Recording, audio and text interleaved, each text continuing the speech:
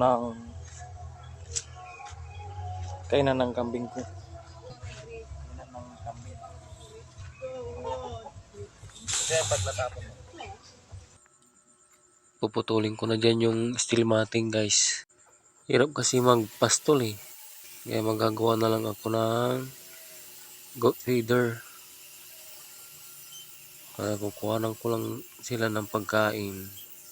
Kasi busy rin sa trabaho kaya hindi ko na sila maharap may pastol.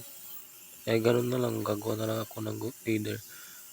Para steady na sila dyan. Tapos hindi na sila maarawan. Kasi sobrang init ngayon eh. Kaya yan ang naisip kong paraan.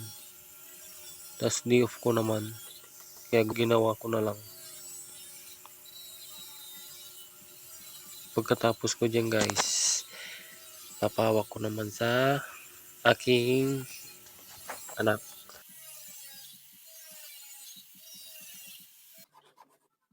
Ayan na guys, pinawak ko na sana ako para masukat ko kung gaano kalawak yung buka ng steel matting para sakto lang yung isang piraso ng steel matting.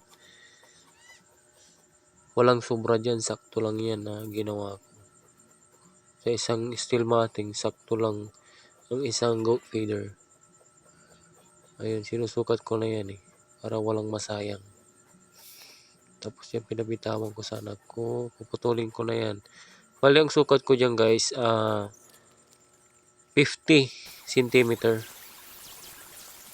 Para sa ano yan, sa gilid. Ayan, yung vlog, naputol naman ako ng mga bakal.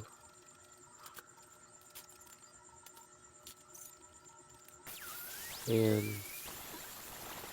Apat na 50, tapos 60 na apat. Ay, tatlo lang pala, tatlo.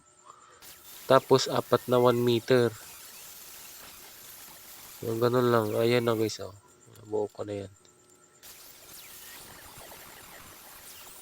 Bali, binuo ko muna yung frame. Tapos, huli ko na lang yung steel matting. Hirap kumilos kasi mag-isa lang ako dyan. Walang mag-awak dyan. Kaya hinila ko na lang yung kuwan.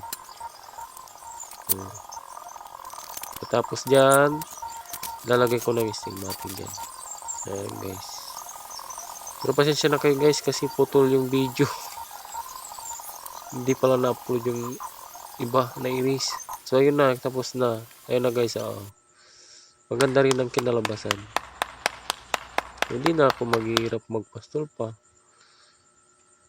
Minsan di ko na sila maharap kasi yung nag-busy sa trabaho. Kaya asawa ko nagpapastol dyan. Kaso nahirapan na daw siya. Kaya ganyan ang ginawa ko. Nagawa na lang ako ng goat feeder. Para dyan na lang sila. So, yun guys. Thank you for watching.